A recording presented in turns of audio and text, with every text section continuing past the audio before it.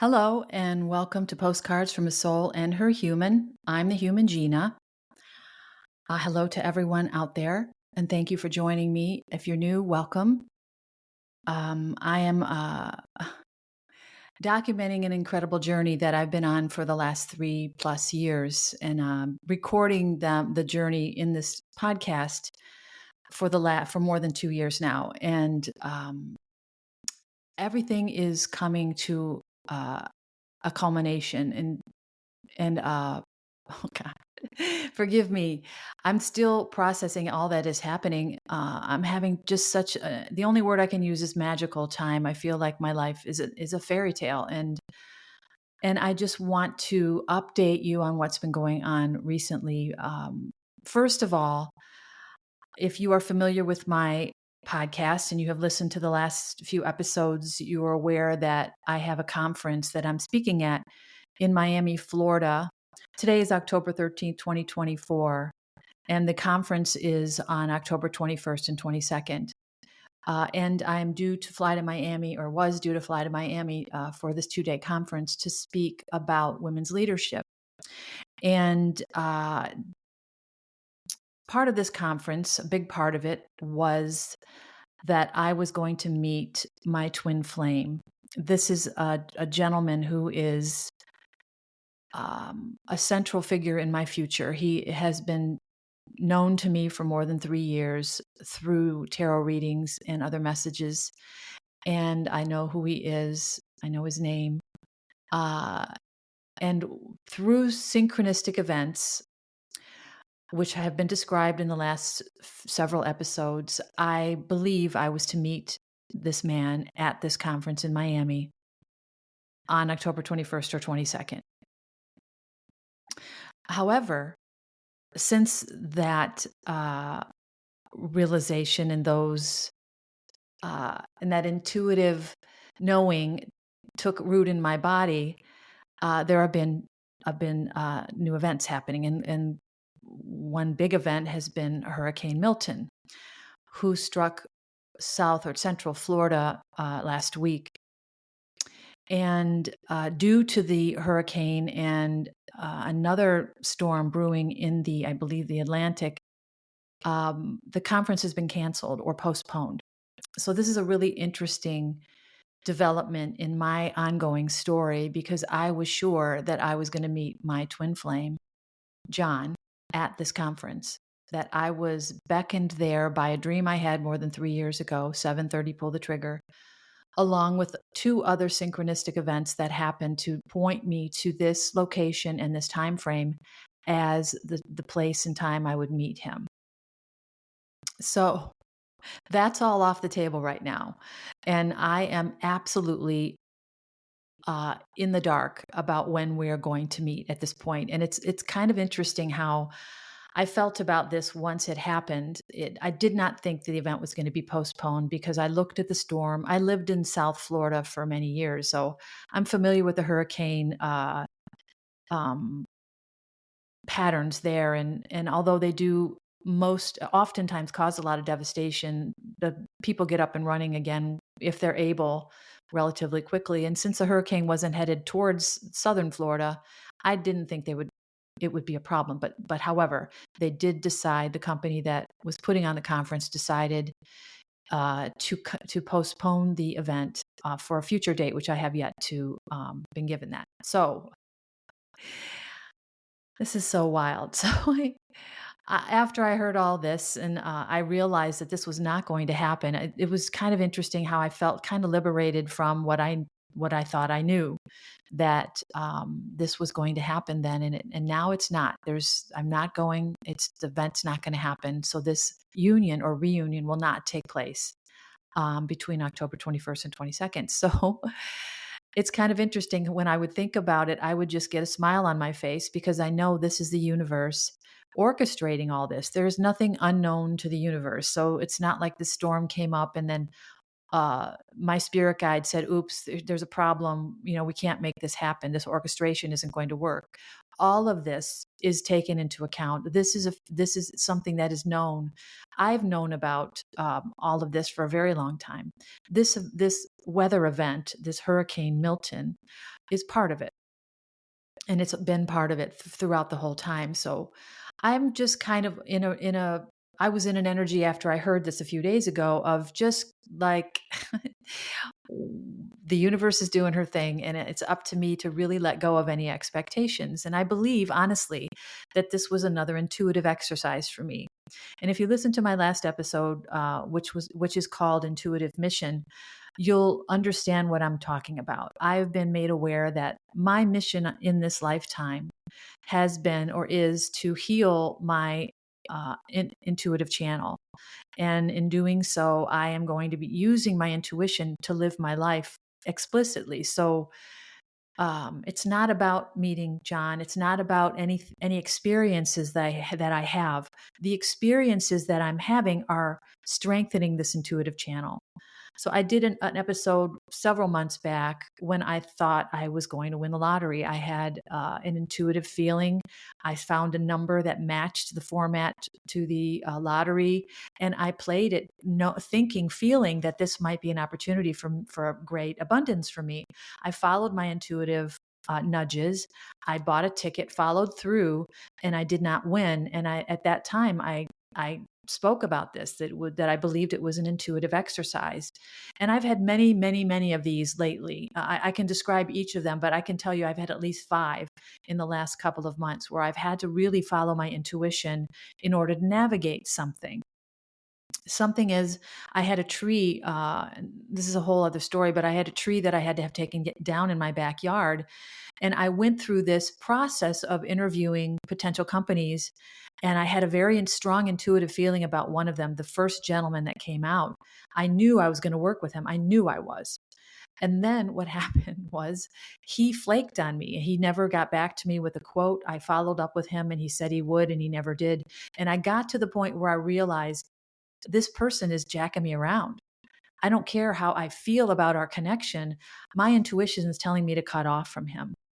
The most important part of that exercise for me particular, and if you've listened to that episode, Intuitive Mission, is not to do what feels right necessarily, but to really listen to my body and to be able to put my empathy back in the sheath, the shield, or the sword of my empathy back into its sheath, and not use it, because my empathy for this first person was very strong. We had a deep connection on a level of things that we've gone through in our lives. It developed really quickly in the half hour he was here looking at the tree. And I knew he was going to do the tree for me. But what I had to understand was, just because I had that knowing, it wasn't, if I didn't listen to my gut, which told me ultimately this guy is not the right fit for you, my empathy wanted it to be. And this is something I have to keep practicing. My empathy was always so much bigger than my intuition. I would always choose my empathy and compassion for a situation or someone over my intuitive knowing. That would be self-protective. So long story short, I did not use that gentleman. I cut him off, and I went and used one of the earlier people who barely communicated with me, but gave me a date that was useful because the tree was badly damaged from a storm. Anyway, ultimately used the other guy. He came and took care of it right away. Done. So I've been going through all kinds of practice sessions or events. So I'm practicing use of my intuitive channel as my soul navigation system. So this new body that I've been given, this reconditioned, rebuilt body, this crystalline interior, has been outfitted with a brand new control center that is connected directly to the intelligence, which is my higher self. So I'm no longer struggle with, or I'm learning not to struggle with, my empathy and compassion when it comes to my own self-protection. And I had to I went through this exercise with letting somebody go recently in my life, and with cementing the disconnection with my ex-husband. There's so many things that have been going on that have been practice for me, intuitive practice. So this for me, regarding this, the fact that the storm came, which was, of course, not a surprise to the universe, and took away, or literally in one moment, swept away everything I thought I knew about this union, that this was another intuitive exercise for me. And what I had to do here was not only listen to an intuitive nudge, but I had to also listen to a foretold event or a premonition from more than 3 years ago, connect the dots with these other synchronicities, follow through, join this conference, buy a plane ticket, do all the things that I had to do in order. I created marketing material to take with me. I went all in on this intuitive and synchronistic event.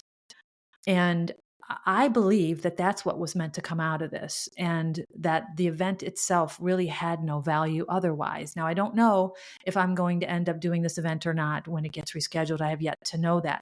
That's something I will figure out when the time comes. I can't know now. I'm not in that current energy. So this is how I've learned to live my life, intuitively. And spirit, or my spirit guides and my soul family, are giving me test after test. And I've been made aware that this is happening, that I'm being tested to make sure that this intuitive channel is galvanized against my deep emotional patterns of allowing my empathy to overtake my common sense, which is my intuitive knowing when I'm in a situation that isn't good for me. This has been my whole life's work, and this is why I'm here. So it's not necessarily about meeting my twin flame. It's the exercise of getting to that point with him. And then throughout that, there's a whole other thing going on, which I alluded to in the last episode, and I won't speak about because it includes personal information about him. But there's a whole lot left to go through before this true love, quote unquote, is realized. So that event is off. So all bets are off to when I meet this man. But it's so interesting. The morning after I woke up and I checked my social media, and if you've listened to my episodes, you know that my social media platforms are one of the areas, or are the areas I receive messages primarily from my twin flame, the higher self of John. And the next morning I woke up to a message that simply said, "Don't worry, love, our meeting will be unexpected." That's basically what it said. So, of course, it was validation for what's currently going on, that this event got canceled. Everything I thought I knew is now gone, and I'm not meant to know. This is meant to be a surprise, or I'll be intuitively guided or nudged to do something else. Whether that becomes an exercise or not is yet to be seen. But that has happened. So the conference is off for now. This is all I know, which is absolutely nothing now about my reunion with my twin flame. So I will keep you updated on that. Another thing that's been going on is so very, very interesting. I have been, gosh, receiving tarot messages, and this is something that is new again. Over the last about month and a half, I've been receiving tarot messages again. I have not viewed the tarot for more than a year and a half. And if you're familiar with my story, there was an original series of tarot readings which started right after I left my ex-husband and he finally moved out of my house. I was in the deepest, darkest moments of my life when I was introduced to the tarot and started to realize that the tarot was speaking to me. My soul family, who validated it over and over and over and over, that yes, we're speaking to you. I listened to these readings through a social media platform, a video platform, every day, sometimes multiple times a day. And what they did was they got me ready to enter into my awakening. And then they guided me through my entire awakening, including providing the material that I used to guide me as a user's manual through my awakening, which I've talked about many, many times, and I'll mention again.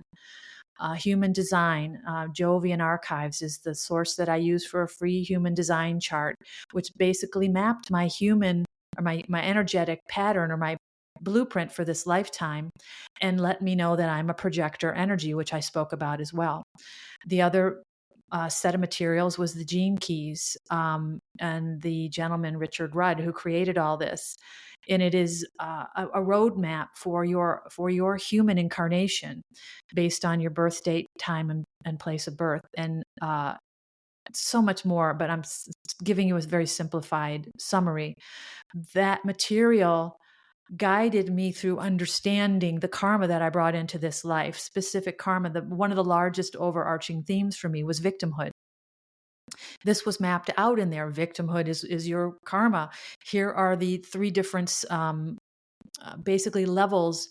When you're deep into your shadow karma, which is the victimhood, and then there's a level up, and then the elevator to the level that you heal yourself when you rise to that level. So it maps out all of this information. It is an incredible source of wisdom that is focused directly onto you, the reader, not a general description of people born in October in 1962. It is my birth date and time, me personally, what karma I brought into this life. It might as well say my name at the top.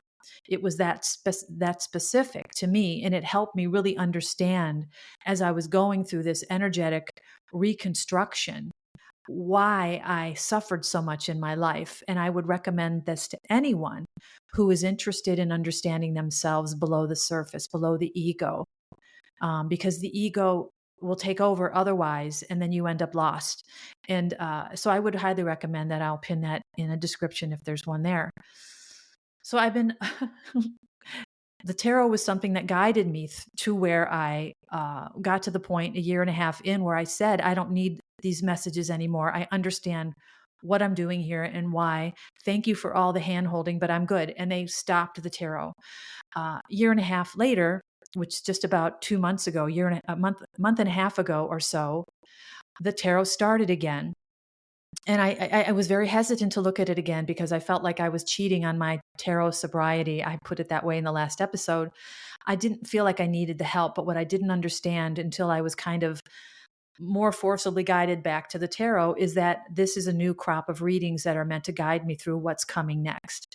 So what this means is I've gone through this awakening. I've graduated to this new level. I did an episode called Timeline Jump and the Muse Energy, where I describe this change in timelines that is happening to me. And this has been actually validated and confirmed for me over and over, as the symptoms that I've been feeling have been validated as, again, twice now, it's been described as a time traveler would feel if I step into a time machine and travel back or forward through time, how my energy would go first because there's no density, but then my body would need a moment to catch up and then come all back together. And I would feel disoriented or dizzy and even sick, like seasick or air sickness. And that's exactly how I feel. It comes in ebbs and flows. So this is validated in these new modern readings, and that I'm traversing timelines. And what that means is I'm leaving an old timeline, the life trajectory that I was on before my awakening, and I'm entering into a new timeline or a new epoch, a new life where I'm going to have a completely different trajectory in my life. So I'm traversing both of them right now because I'm in this waiting room between worlds. So I feel sick, honestly. Most of the time I'm exhausted and I feel this disorientation and dizziness. And this is exactly how it's described. So I'm going through this transition where I'm traversing both worlds basically right now, while this new world merges with my old one. So I'm getting all these messages about what's going on with my twin flame. I described this a bit in the last episode. I won't rehash it. We are going to go through a kind of a tumultuous time together and then a separation.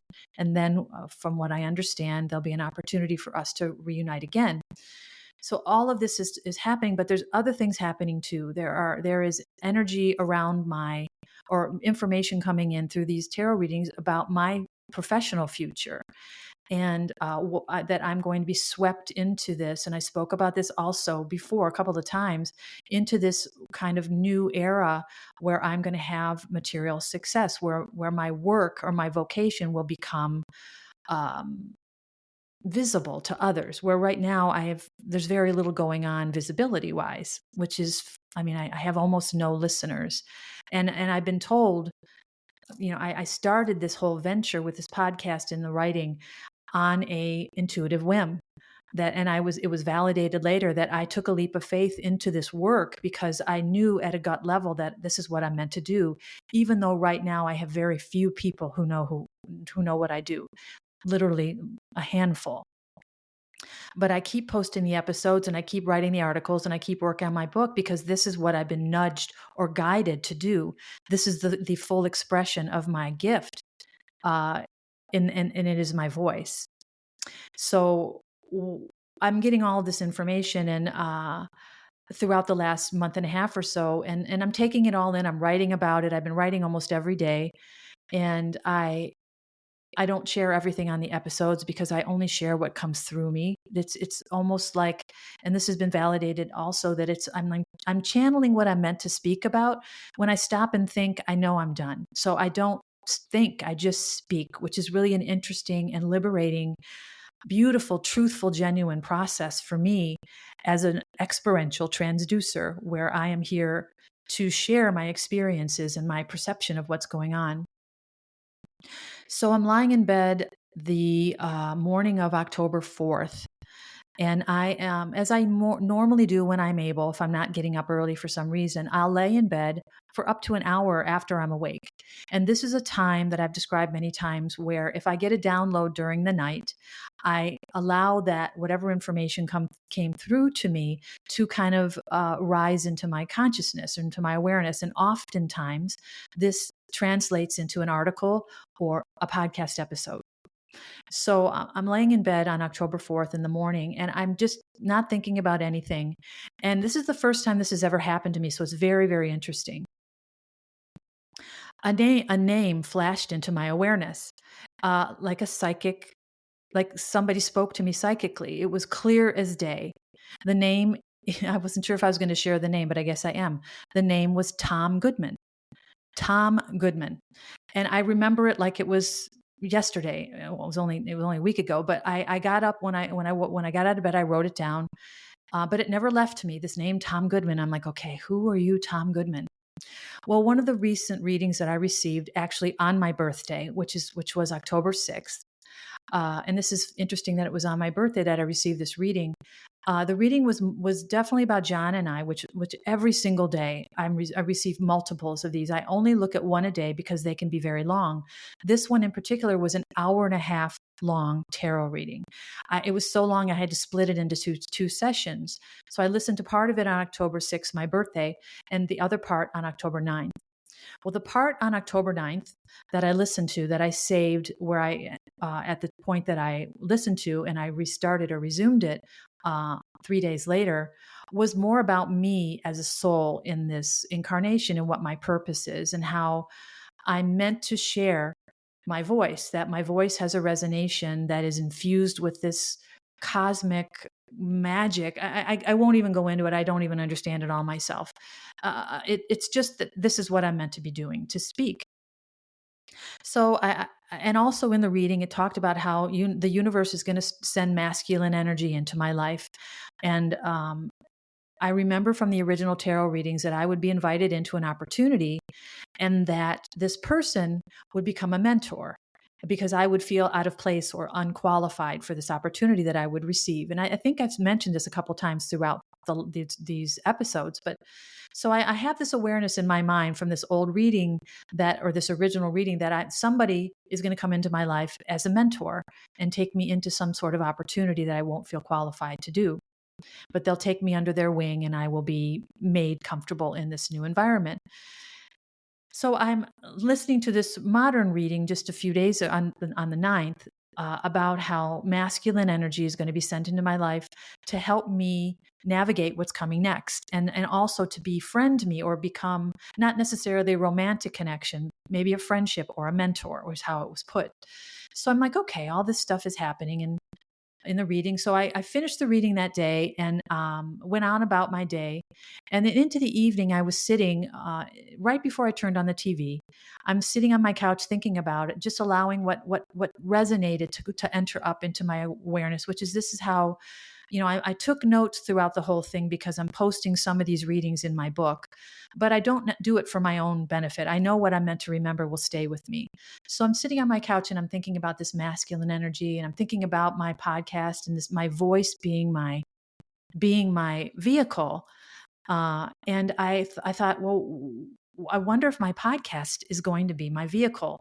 I always thought that I would be invited to do something different, maybe be on a platform where I would speak with a group of people, or I really didn't know what it would look like, but something similar to what I'd done before. And I described that as an internet radio show I almost did several years ago. But I was, as I was resonating with this reading, or it was resonating with my new energy, I started to feel like, oh, maybe it's my podcast. I have, this will be my 45th episode. I've been working on this for more than 2 years. I wonder if what I've already established will be what I'm going to be doing. And of course, I remembered another original reading that said, although there are very few eyes on what you're doing now, someday there will be many, many, many eyes on it. And I thought, oh, I wonder if that means what I'm doing now, my podcast. So I just started to realize that wouldn't it be amazing if I just got an offer to just get exposure for what I'm doing? Maybe a company would come in and say, hey, we like what you're doing. And I don't know. I just thought maybe that would be cool. Okay. So here's where it gets really interesting. I turned on the TV. I watched an episode of Love is Blind, which I'm addicted to, and I'll get back to that in a minute. But after it was over, it was still early. I only watched about 50 minutes of TV. I watched usually under 2 hours a night, usually just about an hour a night television. That's all these days. But I was looking for another, like maybe little 20-minute show to watch, and I found a show that I had just started the previous week, and the show is called Nobody Wants This. It has Kristen Bell and Adam Brody. And I thought it looked really interesting. So I watched an episode a week ago. And I'm an old school TV watcher. Although everything is on demand, I like to watch the way I used to watch network television before streaming. Yes, this old person, there was TV that used to be scheduled and you had to watch it when it was on. So I would watch one episode a week. So that's how I watch TV. I don't binge watch anything. I've never really been a binger. I like to delay the gratification, which is something I taught myself over time. And I watch one episode a week. So a week earlier, I'd watched the first episode, and I was really struck by how similar these two lead characters felt to me and my situation with my twin flame. First of all, she is a podcaster. She has a podcast where she talks with her sister about her life in raw and unfiltered terms, which is how I was guided to do this podcast. And I just thought that was really interesting that she talks about sex and her life and all the messiness and everything about it. She meets serendipitously through a friend, meets a gentleman, a young man who is a rabbi. And he is deeply ingrained into the dogma of religion, where he has certain beliefs that are shaped by that. And when he meets her, he's really kind of taken aback by her, and he doesn't really understand yet why. So that's the first episode. So here I am, the evening of the 9th, after I had this reading about my vocation and my voice and how I'm going to be using my voice going forward, and my realization that maybe it's my podcast that will be exposed instead of me moving to another platform. I turn on the second episode of the show, and their relation or their connection is starting to develop, and he listens to her podcast episode for the first time, and she's talking about sex, and I won't mention the specifically because I don't want to have to mark this episode explicit, but she's very open about how she feels about and her experiences about her sexuality. And he's listening to this in his office at the synagogue, and two young boys walk in the office and they hear all this explicit language, and he has to slam the PC shut. It's very cute. But anyway, he's getting a glimpse at her world, and he's amazed, really. She ends up coming to the synagogue to see him speak, to give his sermon.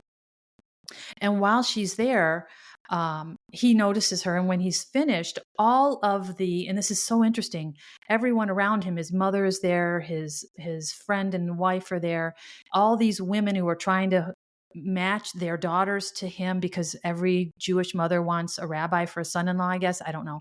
So all this commotion's going on, and he's trying to talk to her. And when he walks over to speak to her, everybody's looking at them like he's speaking to I wanted to say the devil, which is terrible, that he's speaking to some strange being that they don't understand. And after she walks out, they converge on him with who is she? Who is this Shiksa? And why are you speaking to her? And all these Jewish women are trying to get you hooked up with their daughters. And it's just a really interesting dynamic where his mother especially was very suspicious of his magnetism towards her and is warning him to stay away from her. And so are all these other people. So another thing that escaped my attention the very first episode, which is so interesting, on top of all this similarity, and I'll explain why this is so, well, let me explain why it's so similar. I'm a podcaster, and my twin flame, John, from what I understand, is a materialist. He comes from a whole different world. So he's not an idealist, spiritual guy. So he's more like the rabbi. He's more ingrained in his belief systems. And he has certain beliefs, from what I understand, that are very limiting and that don't allow him or wouldn't allow him to understand what and why I'm doing what I'm doing. So I would be an enigma to him. So that is similar there. Another part of the story that I know about John and I is that the people in his life will not like me or appreciate our connection. And there are many reasons I won't go into, but again, that similarity is this exactly the same. It's not similar. It's exactly the same as the dynamic on this show. So I'm just flabbergasted by how similar this all is. And another thing, when this episode ended, is they decided not to see each other anymore because he is faux engaged to a woman he's been with for 3 years. He's not really engaged to her. That story is unfolding, and she doesn't want a messy relationship. So they decide not to pursue this relationship. But as they're standing there saying goodbye to each other, she says to him, well, we never really kissed. I wonder if we should do that. And you could just feel the magnetism between them. It was undeniable. Well, they ended up kissing. And of course, I'm on episode 2. I'm waiting another week to watch the other until it comes on, until that date next week to watch the 3rd episode. But you for sure that this is not over. So all of this synchronistic information is going on. I'm watching this show that is absolutely mirroring everything I expect to experience in the very near future when I do meet this man. So, another element of this that I did not pick up in the first episode, but I absolutely did in the second, is that her podcast, she's in negotiations to have it purchased by a company, to have it oh my God, this is so funny. I believe syndicated, I think that's the right word, where she will be put into a platform where she will get all kinds of exposure. Well, she will be rocketed into the spotlight with her podcast. And this is exactly how my journey into my success has been described, as rocketed into the spotlight. So I turned off the episode and I'm sitting there just in awe. I'm thinking, oh my gosh, I'm just thinking about my podcast before I watch this, and maybe this will be my vehicle. I see this episode where she is in negotiations to get a lot of money to have her podcast be a part of this company's catalog, and it's going to rocket her into the spotlight. And I'm thinking, as I'm sitting there in amazement, the name Tom Goodman pops back into my head. And I'm thinking, what the hell is this? Who is Tom Goodman? And I was telling my daughter about this earlier, about Tom Goodman. And I said, I just want somebody else to know this because I don't know how this is going to go, but I want somebody else to know that I had this psychic name delivered to me while I was in bed on October 4th. I don't know what it means. And I just thought it was interesting and I wanted you to know. And she just giggled at me and she said, okay, I got it. So a few days later, I have this experience on October 9th. And I just thought, I don't think Tom Goodman is going to be a romantic interest. I just didn't feel like he would. So I got myself ready for bed. And before I went upstairs to my room, I said, you know what? I'm going to Google Tom Goodman. I'm just for fun. This is so much fun. I sat back down on my couch and I picked up my phone and I Googled the name Tom Goodman. I didn't Google anything else. I didn't put anything else. I had no idea what else to put. And the first result was a British actor named Tom Goodman Hill. So he had an extension on his name. I'm like, it's not him. I scrolled down on my phone and the next name, Tom Goodman, popped up. And there was a gentleman in a picture well-dressed gentleman standing in what looked like a high-rise office building, with a big smile on his face. And I thought, okay, this is so funny. I wasn't sure I was going to share this because I'll explain that in a minute as well. Anyway, so I'm looking at this picture of this gentleman, and above his head is a moniker or a name that says Tom Goodman Media. And I thought, no way, there's just no way. So I scrolled into his information, and this guy started his own media company after working for some major companies.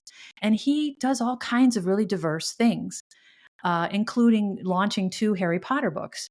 And his office is in New York. And I thought, what are the chances? And I just was so overwhelmed with this feeling uh, of synchronistic victory. Like, what if this guy is going to be in my future, or his company? And I just was so blown away by this idea that, and again, in the reading that I had that day, it identified that I'm going to be noticing a lot of synchronicities around me. And of course, how could I miss this synchronicity? It's just so amazing. So I'm going to just leave that story there. I have no idea what's going to develop by that, with that, but I wanted to share that with you because it was so mind blowing. Not only was the show absolutely a mirror to what I understand I'm going to be experiencing, but this element about the podcast was in there, which made it just incredible. And I don't believe there are any accidents at this point.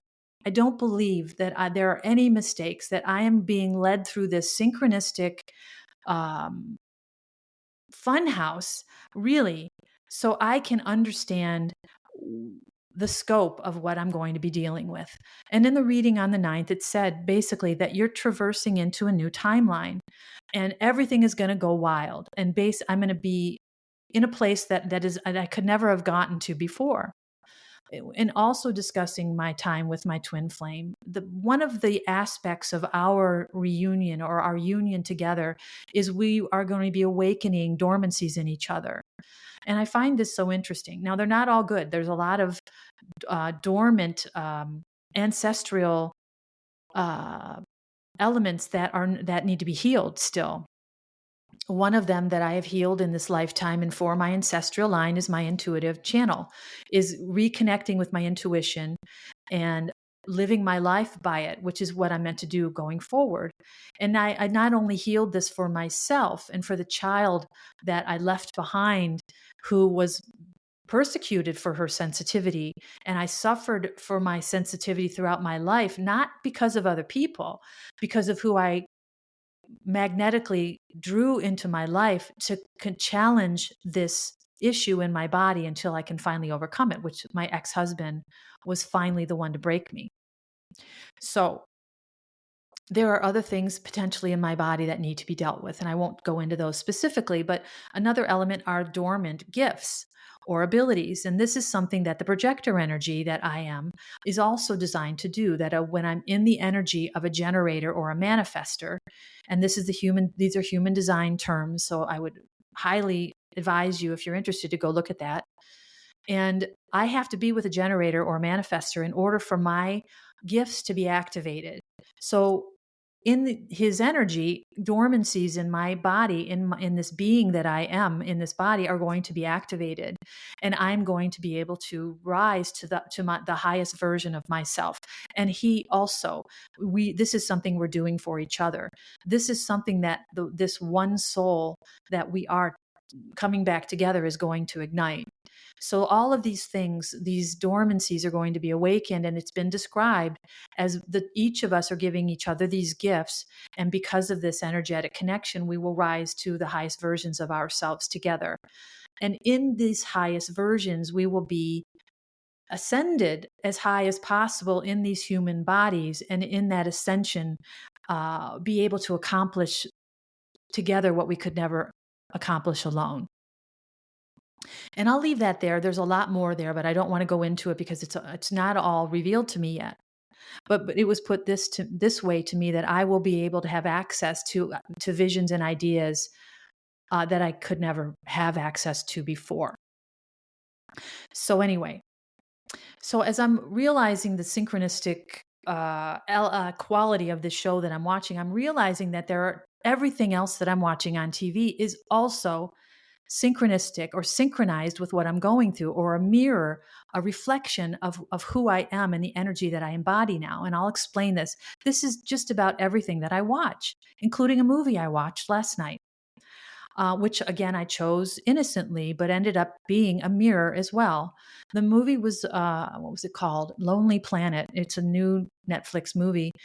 And I saved it because I like to watch a movie on the weekend. And last night was Saturday. So I saved a movie and I watched this movie, and it's strange, and I didn't really feel much towards it at all. It's about an older woman who meets a younger man, and they end up, after a tumultuous, brief and tumultuous relationship, very brief, like literally a couple of days, ended tumultuously or abruptly, I should say.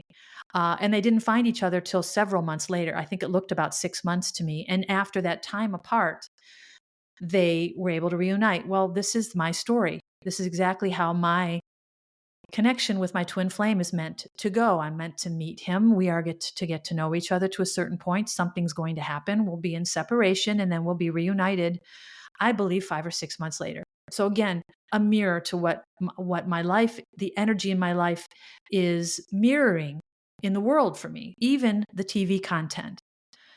Another show that I'm watching is Love is Blind. And I know, if you're not familiar with this, it's extraordinary. It is a social experiment about people who come together between a wall, or on either side of a wall, and only get to know each other intellectually and emotionally. And then after they decide they love each other, they propose sight unseen and end up getting married, potentially. I've been watching the show for months, and I'm like, why do I like this show? I don't care for reality TV otherwise. I used to watch a few other reality shows religiously, but they just dropped off of my list naturally throughout this ascension. I just don't care to watch the arguing and the manipulation and all the fun things that I used to find entertaining. I don't watch it at all anymore. It's not even interesting at all. I actually started watching a new season of a show I loved, and I've been watching for 9 years. And after the first or second episode, I just stopped watching it. I just did not have any interest anymore. Fell off completely the radar. So I'm realizing, as I'm thinking of the synchronicities in the movie last night and in this show that I'm watching, that this also is synchronized with what I'm going through. I am This is so flipping interesting. I am in a love affair with a man I've never met. I've never seen him. I know I have his picture, but I've never spoken to this man, human to human. And I've only gotten to know him through the veil or the wall of the different dimensions that we're in. So he speaks to me through social media messages, through my emotions when I watch a movie or I hear a song, which I've described these events before. And one of them I'll just recap for you. I was told in an early tarot reading, an original tarot reading, that if I hear or see something that makes me emotional, that it is a message from John, my twin flame. And I described a movie that I watched, but I don't know if I described this one or not. I was watching a movie, and it was, there was a part of the movie where, oh, I'm not going to remember the name of the song. Oh boy, but I'll give it a shot. I watched this movie. I don't remember what it was called. It's all documented in my book, though. Everything's in my book. And there was a part of the movie where the young woman that this man was falling for left him because she thought he was with someone else. He wasn't. And he had a choice whether to chase after her or not. And I remember his sitting there and like not knowing what to do. And I said out loud, I said, chase her, you idiots. I said, would be her hero. I go, come on, we need it. You know, women like this, we need a hero. And I said it out loud, and it was just, I laughed about it. The next day I was driving to the park, and I turned on the radio, and it's a song by not Bread, the group Bread. Oh, I'm not going to remember his name. Oh boy. And I feel terrible. I'll put this in the notes if I can't remember it throughout the episode. But one of the lead singers from Bread broke off and had a solo career. And he did this song where he was talking about how he was going to be a hero for this woman, the love of his life, and how he was going to take her to a castle. Oh my God, I feel terrible. I can't remember the song. I'll try to remember to post it. But anyway, the song was I'll Be Your Hero. Oh my gosh. I was driving and I almost pulled over. I just started bawling. I knew that this was a message from John, that he heard what I said the night before, because he's always with me energetically. The higher self of this man who I'm destined to meet has been for years now, working with me this way. And I started to cry, and I realized that this was a message validating what I'd said the night before. Women just want a hero. And the song is so beautiful. It's an older song by the gentleman who was a lead singer for Bread. I can't remember his name. But anyway, or the song, but I'll pin it in the comments if I remember. So that's an example of how he would romance me from another dimension. And I honestly can say that I've fallen in love with him. I've fallen in love with the higher self of my twin flame who I've never met. So that veil between dimensions, it might as well be a wall between two pods. So this show mirrors exactly what I am experiencing with the man I am falling in love with, or I have fallen in love with. Now, this love has to be tested in the 3D. What I mean by that is the ethereal self or the higher self of my twin flame is an evolved or advanced being. He is not stuck in a human body in the three-dimensional matrix where he is navigating a life through these tiny little eyes. He sees everything. He is he has no ego. He has there's nothing in his body because he doesn't have a body. He is just a spirit or a disembodied soul. So when we leave this, I believe, I don't know how it's not possible, when we leave the human form, we leave this husk or this shell or this vehicle behind, and we become bodiless again. And in that bodiless lightness, because there's no density, we are like smoke, probably lighter than smoke because you can see smoke. We leave all the density behind, and in that density is all the imprints and all the of the energy or the pain and disillusionment and the ego all gets left behind, and we leave with the lessons that we learned. That's what it is. So he is in that ethereal realm now. He doesn't have a body. He doesn't have an ego. So he can love without boundaries. He is an unconditionally loving entity. And this is something that I've learned in the human form, and why I'm being celebrated so much by my spirit team, because I've learned unconditional love in the human form, which is a very complex and tricky thing. But this is what I was meant to do, and why I had to come so far in my ascension in this body in order to be the resource that I'm meant to be in the world. So he's this disembodied soul in another dimension. So we're technically speaking through a veil of dimensions. It might as well be a wall between pods. So this is why this show resonates so incredibly powerfully with me. Well, there's another show. I did allude to this one, I think, in the last episode, because I used an example that was not related to this realization, but still resonant. The show is called Shamaran. It is a Turkish show with subtitles, or I'm sorry, not subtitles, with dubbed voices in English so I can understand what they're saying. Which I don't watch a lot of these shows because they can be frustrating to watch when the voices don't match the actor, and it's kind of like it loses some of its zing. And I don't watch a lot of them, but this one I was drawn to very, very much so. And in watching the first season, I just started the second season, again, one episode a week.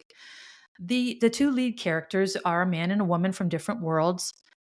He literally is a being from another planet embodied into this man. He is a serpent king of some sort. So his inner being is a serpent, and he's this man walking the earth. And just like vampires and witches, they are another type of entity that is in this fantasy world of television, is being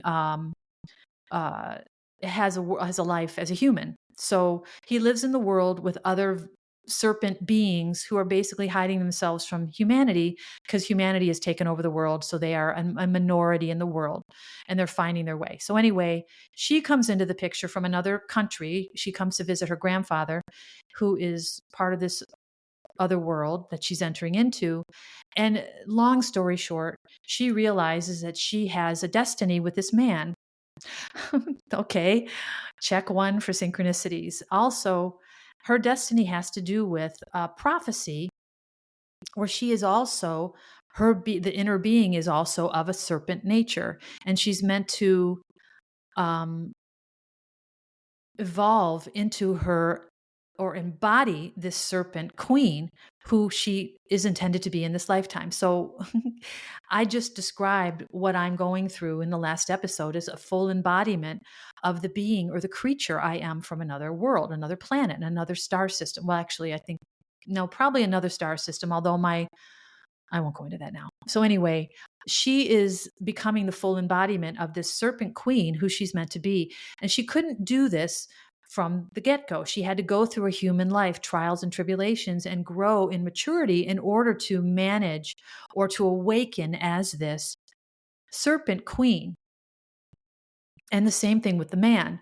And this is what I talked about in the last episode. He had to go through this transmutation, a physical transmutation that kept him suffering, almost like drug withdrawal, where he had to go through this physical transmutation of his body in order to embody this serpent king that he is to become, or he has now embodied fully. And I described in the last episode how I've gone through this transmutation, and I likened it to this man's transmutation into this serpent being is what it felt like, all the ascension symptoms that I'm still experiencing.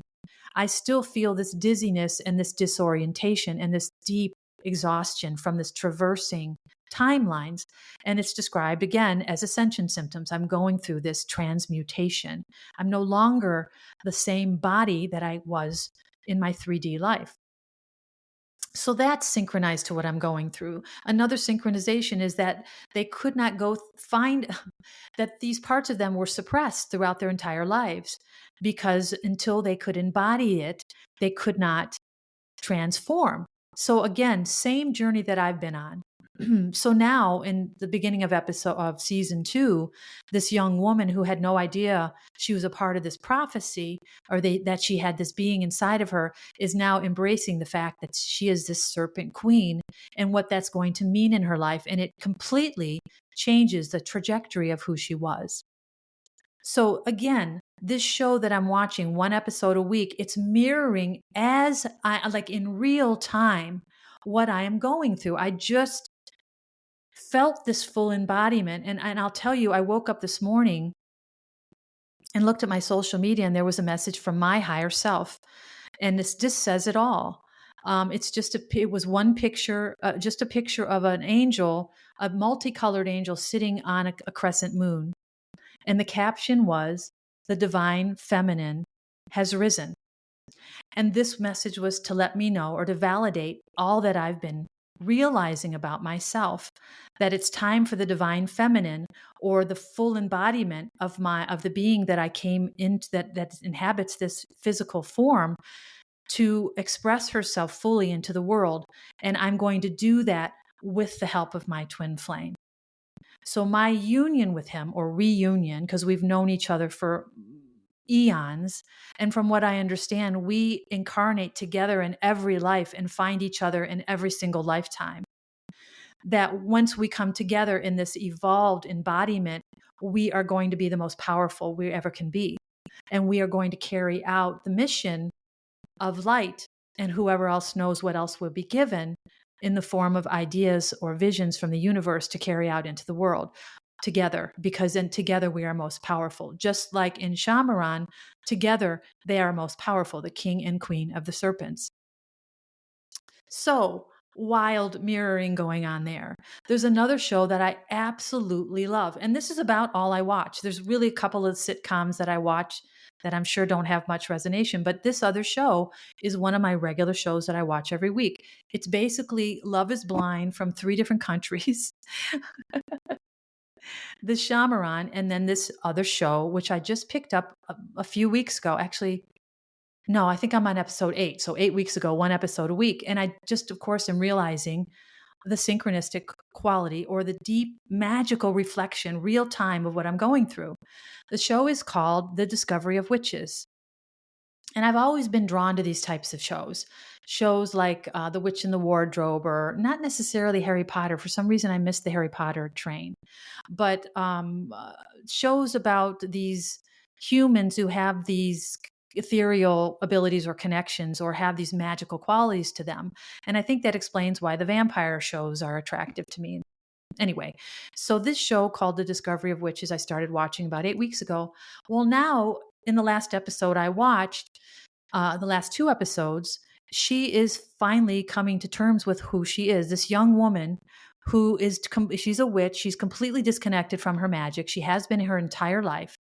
Everybody's telling her that she's this witch, but she doesn't resonate at all with what that means to her. She doesn't use her magic. It scares her. She moves to London to take this job, and she meets this dark prince who is a vampire, and they have this magnetic connection. Again, synchronicity, check box 1, same as me and my twin flame, this magnetism between us that I've talked about over and over. They're from different worlds. They are not meant to mix. She is of another species. He is a vampire. She's a witch. They don't mix.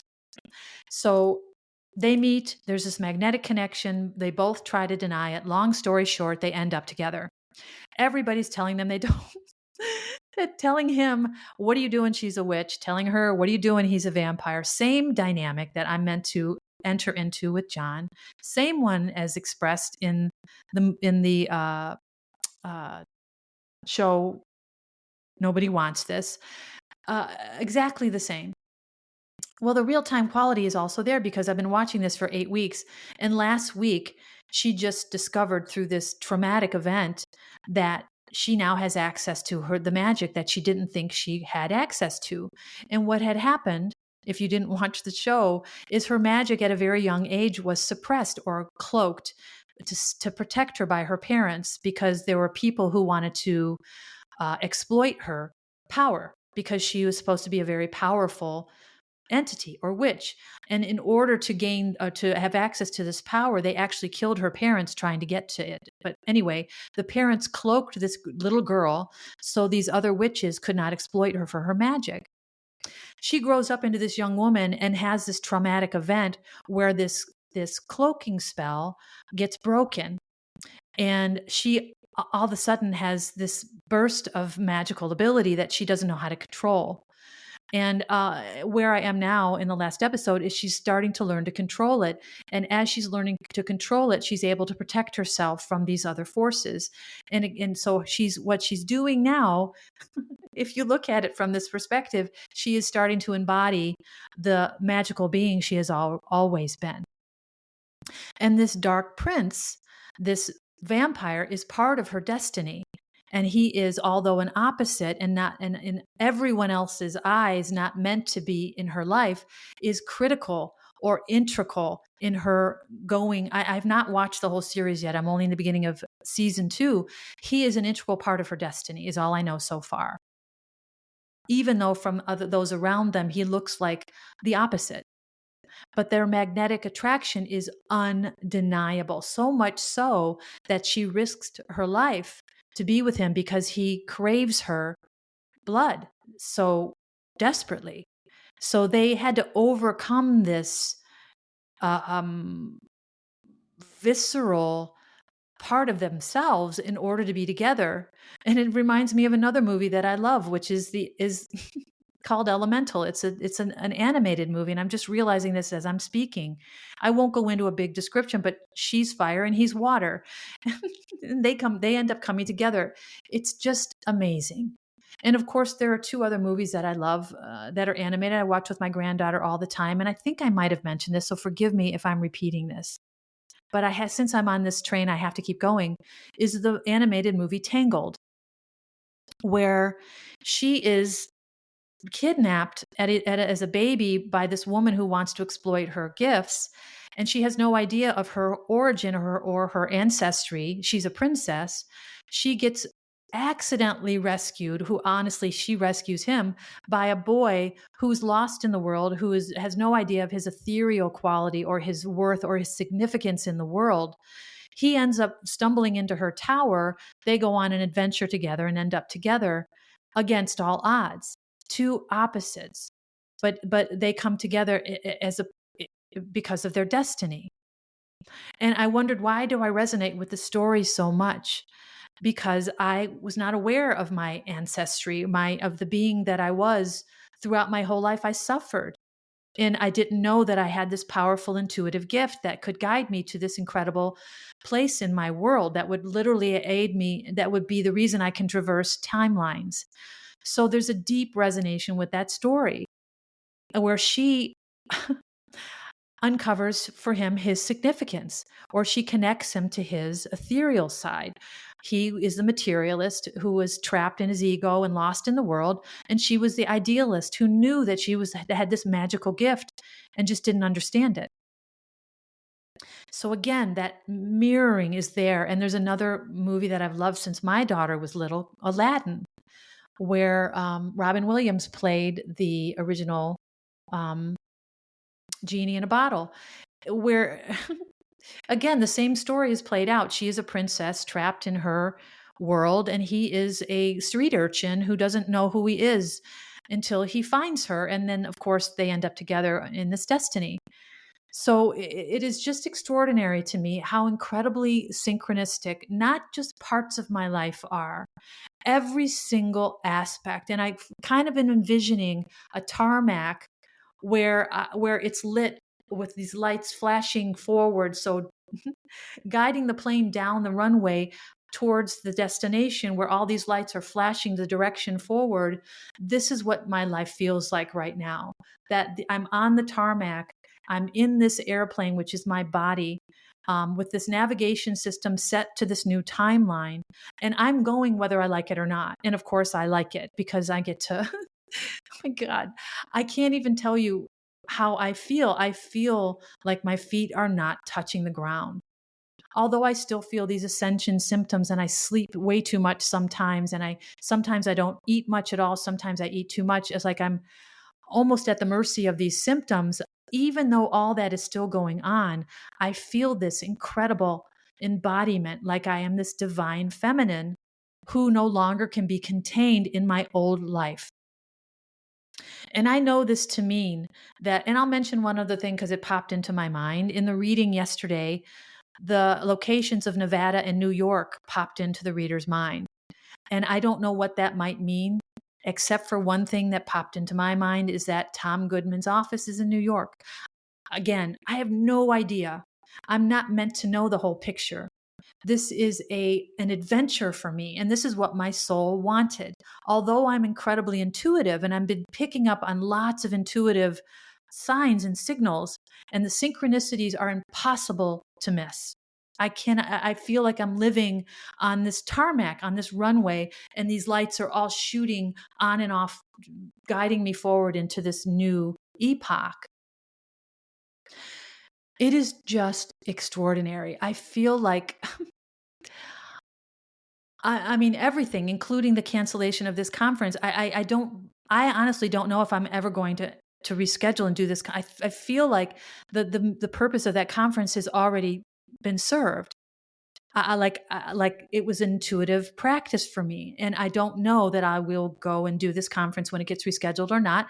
I'll have to see how I feel when the time comes. But I just am just so aware that I am no longer this woman in this human body, in that old density, who was controlled by my fears and my anxieties and my ancestral pain.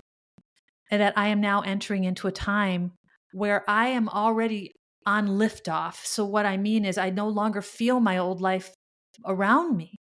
I feel like I am on, like, literally hanging in the air between these two worlds. And if you look at my life, my physical life, it is blaringly obvious that this is what's happening. I have zero relationships in my life right now. I have family, don't get me wrong, but there's no one that I am connected to on a regular basis, including my family. I don't speak to anyone regularly. I don't see anyone regularly. I love them, don't get me wrong. If you hear this, my point is I don't have anything in my life that I'm connected to regularly. I don't have regular meetings. I don't see people, talk to people on the phone regularly. Nothing. No one. There are no book clubs, or there are no hobbies that I go do, everything. I'm either at home in my solitude or I'm at my girls or they're here. That is my entire life. And I'm looking around and I said last night, I said, my life has been completely funneled to this one point of light. This one runway, my life has physically been funneled to for the last 3 years. And it's not a mistake. And I've described this before, but now it's so beautiful, this picture that has emerged, that I'm no longer going to live the life that I was meant to live originally. That now that I've embodied this divine feminine, this goddess energy, this being from another planet, I am no longer in this old world. And I'm being shown every single day that this is where I'm going. Everything I watch, everything in my life has changed.